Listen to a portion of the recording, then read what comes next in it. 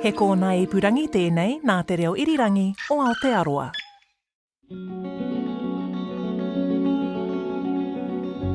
It makes me incredibly sad and upset that this wonderful person who was my husband and the father of my children disappeared without a trace. In Jim Donnelly's case, there are more questions than answers, and there continues to be more questions than answers. He didn't make a meeting, he just disappeared, and then afterwards stuff started appearing of his. There's been no sighting of him apart from inside the mill. There's been no sighting of him leaving. There's been no sighting of him since he was seen on the gantry. Jim Donnelly woke up around 5 o'clock on Monday morning and prepared lunch for himself and his wife Tracey. It was June 21st, 2004. Tracey was still in bed when Jim said goodbye to her and headed to work at the Glenbrook Steel Mill just south of Auckland. An engineer for 19 years at the mill, it wasn't unusual for him to go into work early. He signed into work and changed from his civvies into a high-visibility uniform. It's 13 years later, and Jim hasn't been seen since that day. His family is still wondering what happened to him. Where did he go? And why? I'm Paloma Migoni, and this is the third episode of The Lost, a podcast looking into what happened in some of the country's most mysterious missing persons cases and talking to the families about the void left behind.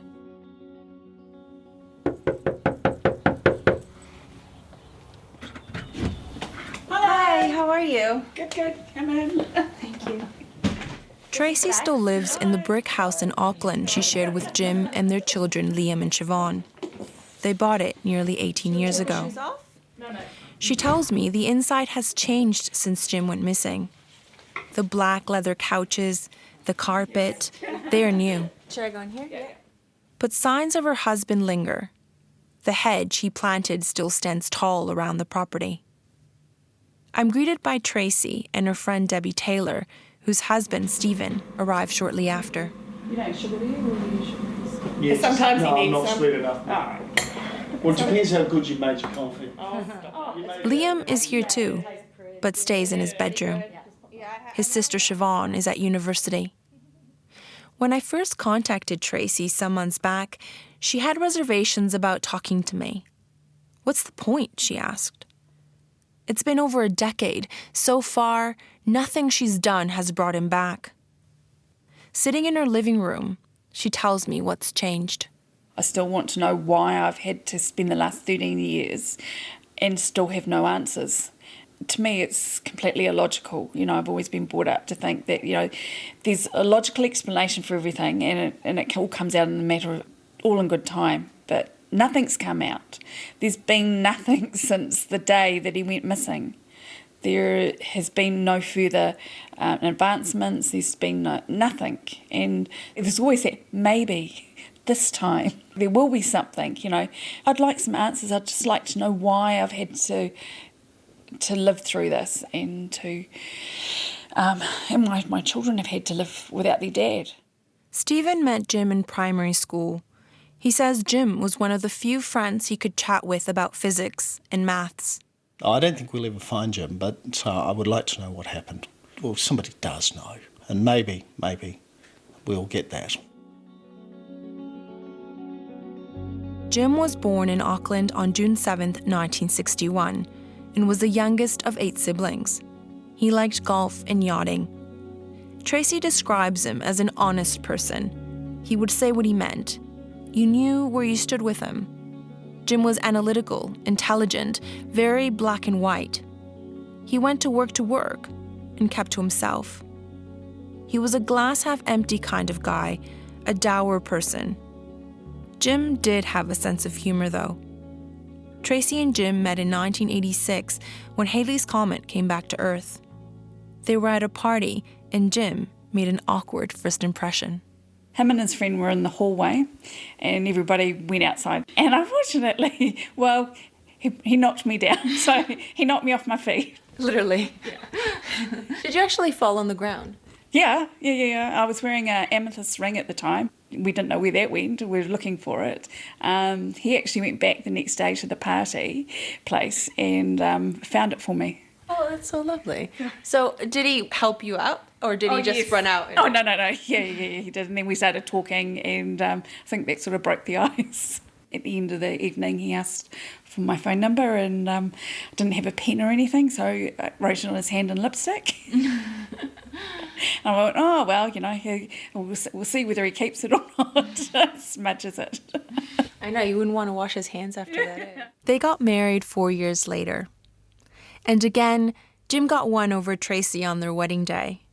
This time, over his mustache. Apparently, I was under the impression that half of it was gone. So I wasn't very happy, Kemba, because, it's just like everything was, this was all organised. These days, I'd be a bit more chilled out about it. But then I wasn't. In the end, he sent me a bunch of flowers and it said, I just had a little mow. And I thought I'd send these to you. So then I knew, he was having me on. But the day itself was just lovely. It was a whirlwind day. His marriage with Tracey was what you describe as normal and happy. Yes, they had tough days, but who doesn't? Jim's family did have its dose of tragedy, though. 2 of his brothers died, and shortly before he went missing, his mother Hazel also fell ill. He didn't change. He was still the same person.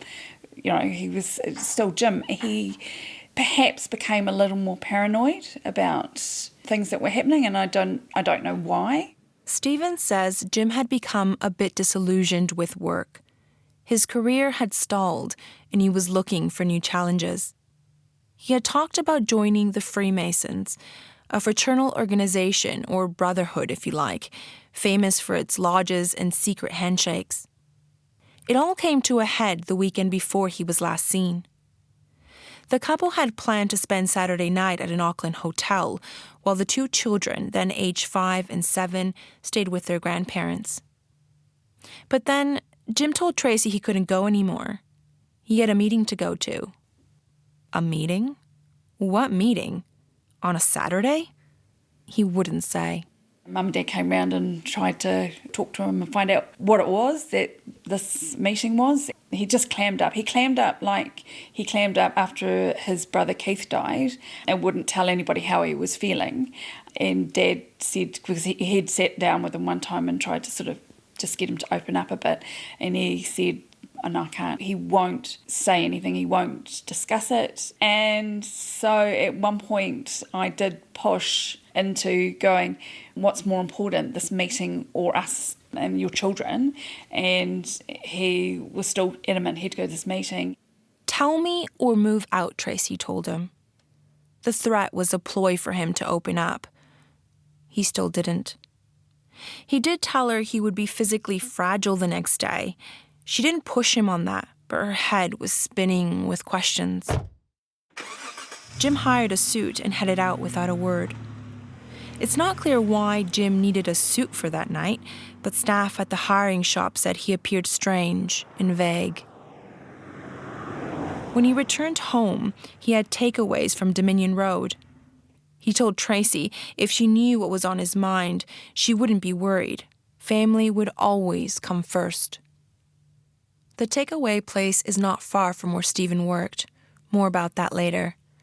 Jim spent Sunday with his son Liam, and then again he needed to head out. This time, to avert a crisis and a waste, he said. Again, Tracey was confused.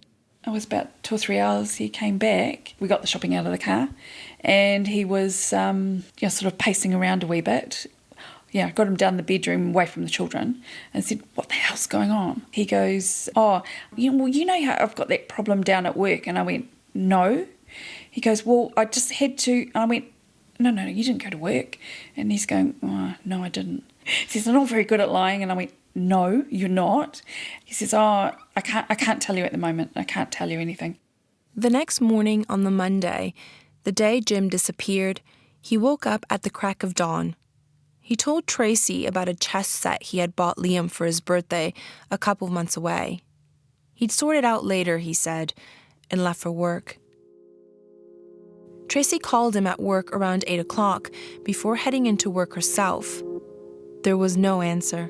Even though he was at work to work, if we needed to get hold of him, he would ring us back.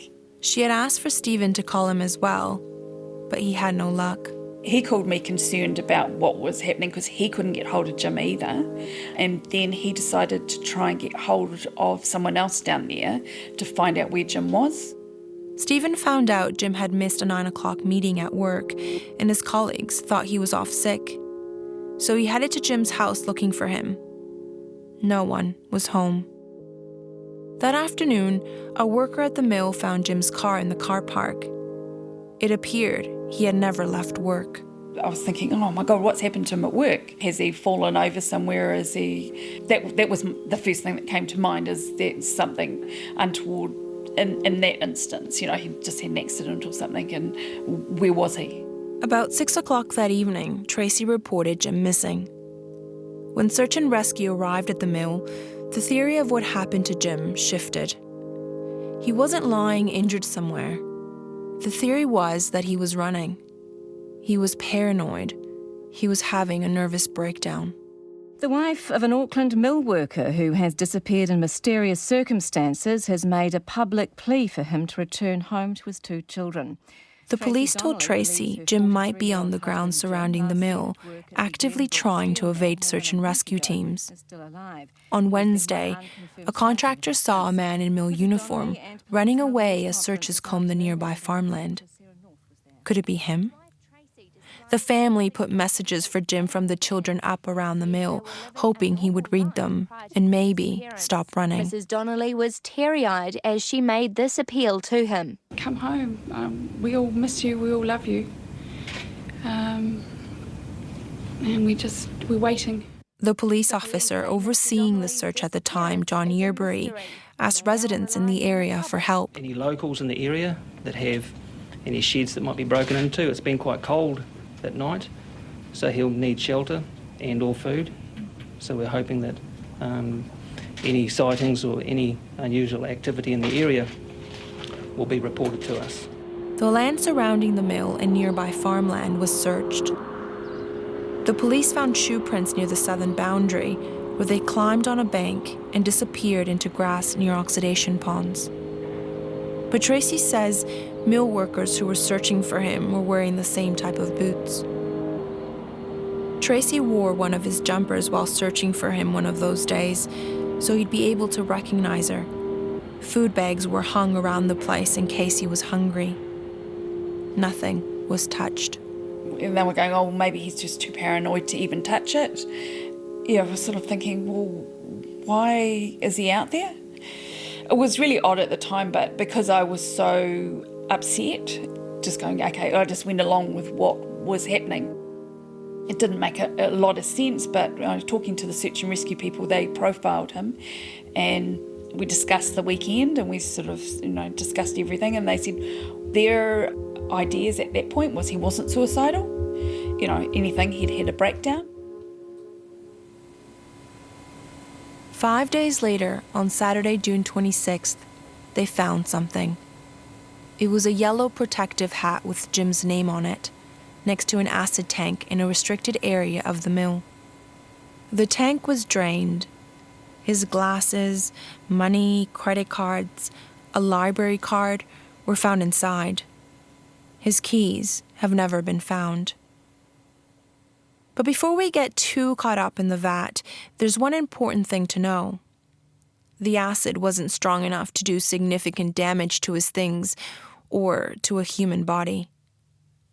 This was strange, though. That area had been searched already. Had the hat been missed? Or had someone recently put it there? Was it Jim? Or someone else? It was just too unreal. It was just like something out of a movie. Mm-hmm. And I just couldn't get my head around that. I couldn't get my head around a lot of things at that time.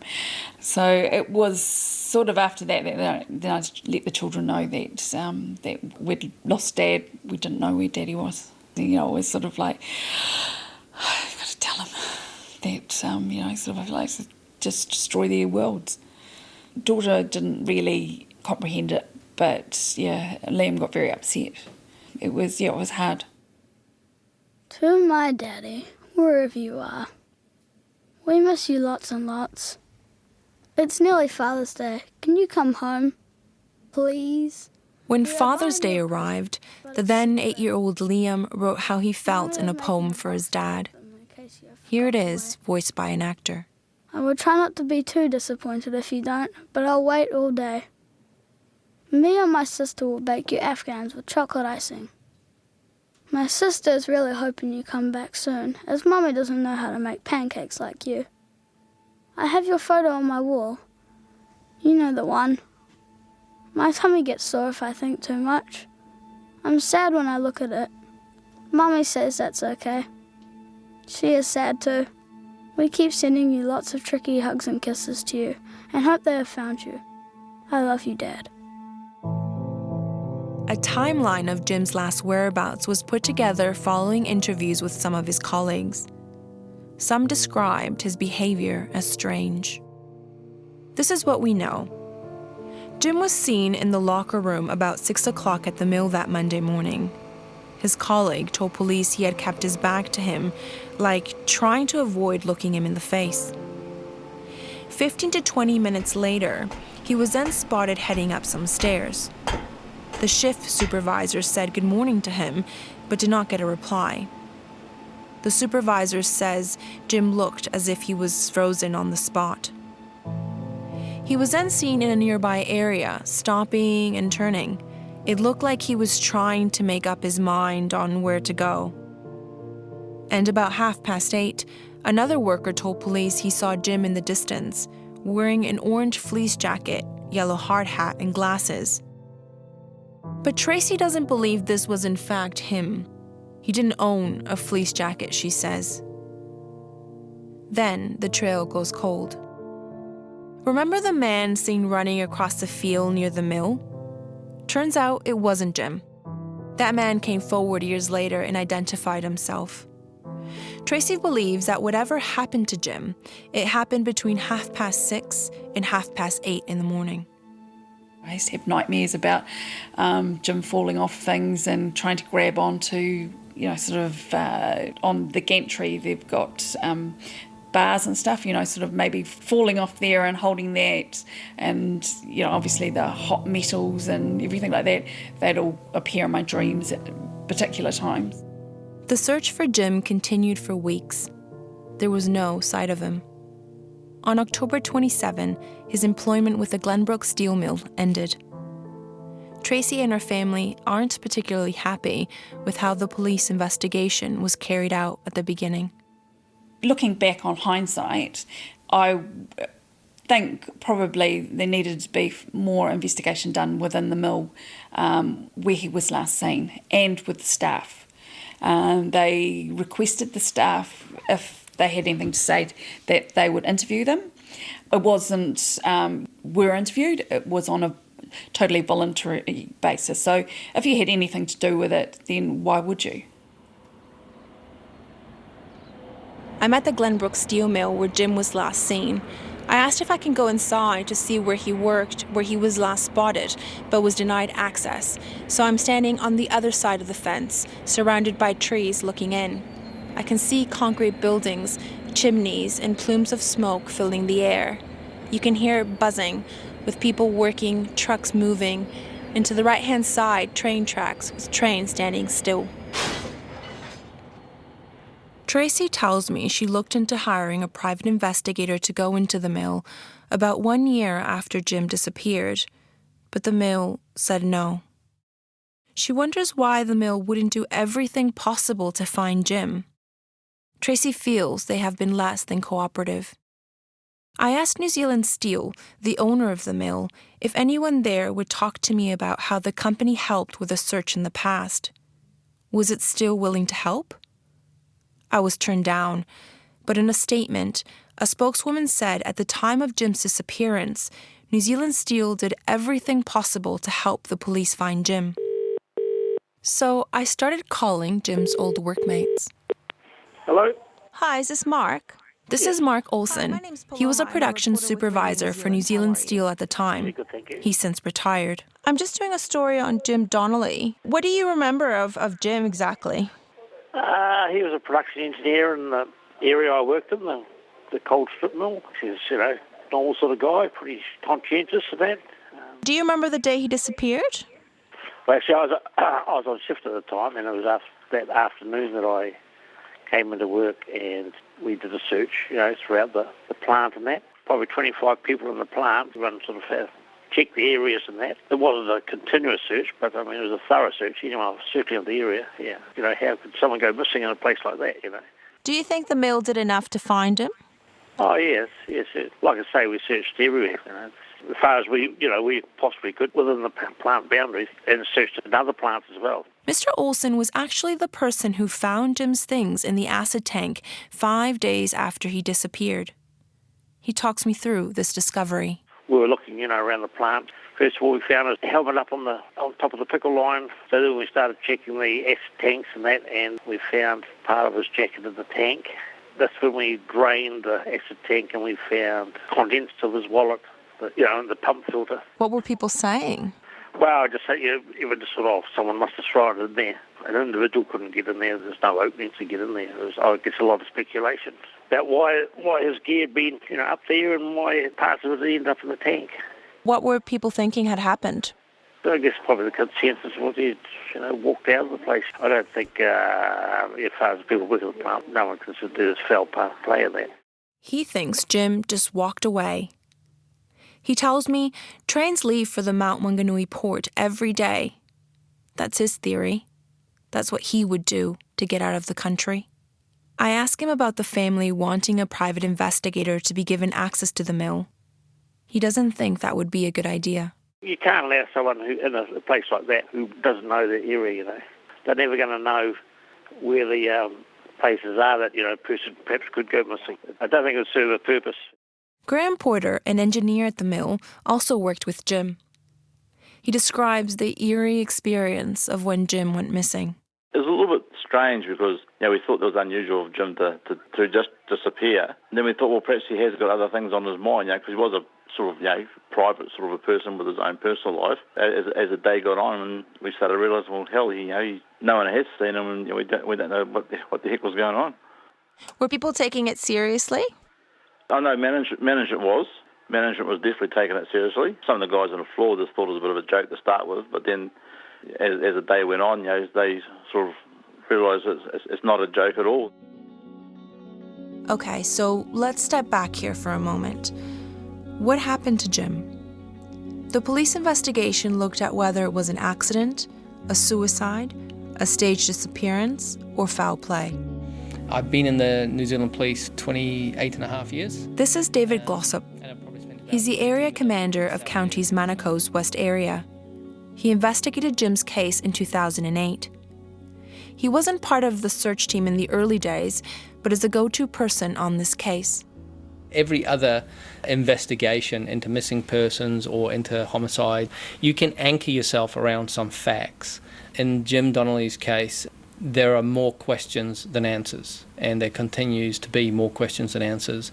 Everything's possible in this life. There's 4 scenarios that there was an accident, that there's some sort of suicide, that deliberately gone missing, started the whole new life thing, or that there's been foul play. Each and every one of those is still an option. The 4 scenarios he mentioned were outlined during the coroner's inquest in 2007. Let's go through them. Okay, so firstly, did Jim have an accident? Well, the mill is a workplace with risks and hazards, but the police evidence said it seemed unlikely that Jim had an accident. And if he did, surely his body would have been found. Theory 2. Could Jim have staged his own disappearance? The police found no evidence to suggest that Jim was in any serious financial stress, or had significant health problems, or that he had obvious means to support himself to live or to start a new life somewhere else. The investigation also didn't find any financial transactions or evidence that he had left New Zealand. And Tracey says he would have made contact with his children. Someone tried to break into the family house, though, on the week Jim went missing. Could it have been him? Tracey doesn't think so. Remember, his house keys were never found. If he had them on him, why wouldn't he use them to get into the house? She also says the house had been broken into twice before. Okay, so what about suicide? The police didn't think suicide was an option at first. But by the time the coroner's inquest came around, they began leaning towards this possibility because of his unusual behavior in the lead up to his disappearance, his behavior over his last weekend at home, and during that Monday at work. Tracey remembers the first time she heard police consider this possibility. It was former high-profile detective Neil Grimstone who brought it up. He has since retired from the police. And I said to him, I wouldn't accept that. There's no facts for that. And they kept telling us, no, we can't do this, we can't do that because we've got no facts, we've got nothing to base it on. Yet he did tell me that. And the fact that I got upset, he didn't think that I was being reasonable. And I said, well, where's the body? Where's the evidence? Where's the facts? We didn't see eye to eye. So what about foul play? Remember Jim's hard hat and things, which were found days after an area of the mill had been searched? Who put it there? The police said it could have been Jim, who could have been evading them. He worked at the mill for years. He knew the nooks and crannies of the place. He knew where to hide. But then again, maybe someone put it there. And if they did, was it a joke? Was it to mislead police? Or were they involved in Jim's disappearance somehow? The hard hat was never tested for fingerprints. Also, remember we discussed Jim going out on the Saturday and Sunday evenings before he went missing? He had been on Dominion Road on Saturday. Turns out he had gone to Stephen's work on Dominion Road on the Sunday too. But Stephen wasn't there. He was asked to leave by caretakers, who eventually called security. He was issued a trespass notice. Media reports at the time say Jim told the caretaker he had come to help his friend clear a debt and seemed quite frightened. What was he doing there? Had he been in the area meeting someone else? Stephen doesn't know why Jim went to his work. It was unusual. Could Jim have had something else going on in his life that Tracey was unaware of? The police say there is nothing to indicate he was involved with any criminal group. The police looked at 4 scenarios. Tracey believes in one. I think that something happened. I don't think it was premeditated. I could be wrong, but to me, it's something not premeditated, accidental, that someone's covered up. They've gone, oh shit, what have I done? It's simply because the stuff turned up back up in the mill 5 days after he went missing. If he'd gone missing and he just decided to take off, there'd be nothing. He'd taken off on that day, but he went to work and got changed out of his civvies into his bright-coloured orange shirt and bright blue trousers. If you were going to go and disappear, would you have got changed? And that doesn't make any sense. His friend Stephen thinks it's foul play. He disappeared early in the morning. He didn't make a meeting, which he gets to. He didn't return a phone call from me, which he does promptly, always. And he just disappeared, and then afterwards, stuff started appearing of his. There's no way that stuff would have been there at the time of his disappearance. So somebody else has planted it there.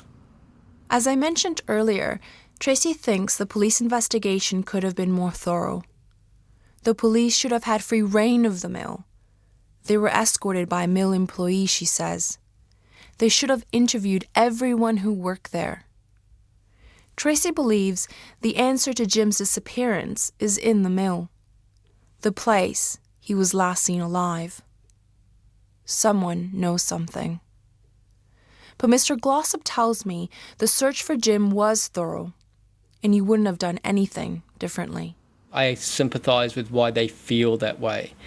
To be completely honest, I still don't think that we would do things different if we were given the same set of circumstances now. No police force is equipped to deal with every missing person complaint that comes in as a homicide investigation.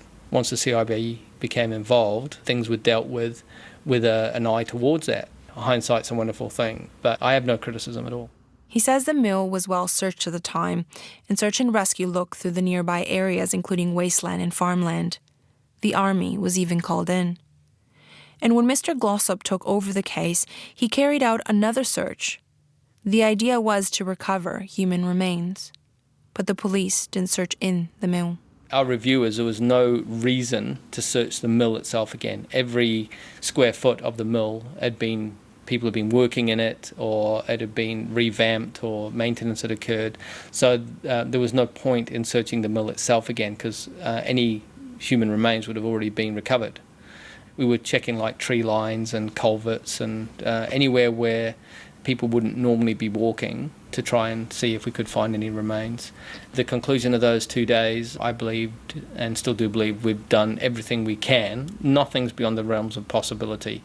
And how far do you keep going? You know, there's a lot of land. But I think that we've searched as well as we're ever going to search. The mill also was close to the sea, which had an outgoing tide. If Jim had gone into the water, he probably would never be found. Mr. Glossop also noted nearby oxidation ponds full of sewage where people sometimes throw sheep carcasses. They hadn't been searched. I actually visited the place and looked at what the possibilities were of searching that. It's not the kind of thing that you can put a diver into or any of that sort of thing. When we were talking with the scientists about that, because of the duration of time, obviously such an environment's quite corrosive, and anything that would have gone into there would have been dissolved by now anyway. Mr. Glossop says he's still determined to solve the case. I think the only two remote possibilities of solving this going forward will be if through one way or another Jim's remains are found one day, or that allegiances and alliances will change out there. If somebody does know something, they may have motivations to keep quiet about it now, but those circumstances always change. In August 2007, a coroner declared Jim dead. He died on or after June 21, 2004, age 43, presumably in or around Waiuku. The cause? Unknown. We put this box together and they decorated it. I helped them. It's got Father's Day cards over the years as well, with Liam doing them at school. The box was put together by the children, then age 5 and 8, on the first Father's Day after Jim had gone missing. The family still didn't know whether he'd turn up or not. On the cover, there are drawings of Jim with his mustache, and the borders are decorated with multicolored triangles. It has the words Jim and Dad written on it. Tracey opens it and begins showing me cards the children made for him over the years. And then those are the presents. It looks like a mug. Those were bought, the first Father's Day after he went missing. So if he came back, we had something for him. I asked Tracey about what comes to mind when she thinks of Jim. With the children, just with Liam and when he was born, and him going back to the hospital and spending the night. I didn't know. I was upstairs because it was a caesarean and he wasn't well, so he was in Skiboo. He drove home and then he decided no, and he went back to the hospital and he spent the night with his son. That was who he was. It took Tracey a year to clear his clothes from their home and several more years to reach some sort of normality. Tracey, Liam and Siobhan continued to mark Jim's birthday with dinner or movie. A funny movie, she tells me. Nothing too serious. The children still struggle. There was a long time there that I thought I was fine, but I wasn't. It's the most horrific thing. It is awful. I did grief counselling with the children in the beginning, and that was good for all of us. I know I started off in a mess. As it progressed through this grief counselling, I was better at the end of it, but it took 10 years to say, right, okay, actually I do need to move on. I need to accept that maybe I won't get answers to this, and I have to put it, just in a box and, and to live. Tracey and the family decided not to have a memorial ceremony for Jim. She doesn't like funerals. It wouldn't matter anyway, she says. Jim is gone. She tells me how she stays awake in bed late at night, thinking of all the wonderful ways to sort it all out.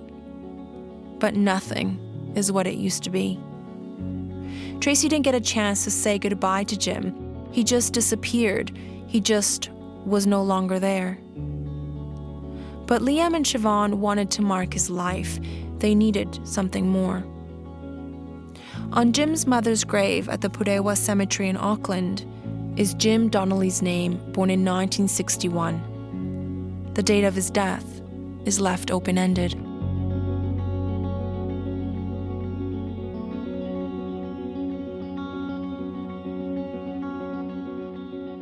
This podcast has been created and hosted by me, Paloma Migoni. Technical production by Phil Benge. The executive producer is Tim Walken, and the voice actor is Riley Cohen. Thank you to Nataonga Sound and Vision for the archive audio. You can see video and photos by Rebecca Parsons King at rnz.co.nz, which drill into some of the issues raised in this podcast. If you want to hear more, please subscribe to The Lost on iTunes, Spotify, our website, or wherever you get your podcasts. Of course, please don't forget to review and rate us so others can find this series.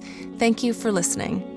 And next week, we look into the story of Jeffrey Hill, a 2-year-old who went missing in Tokoroa 49 years ago.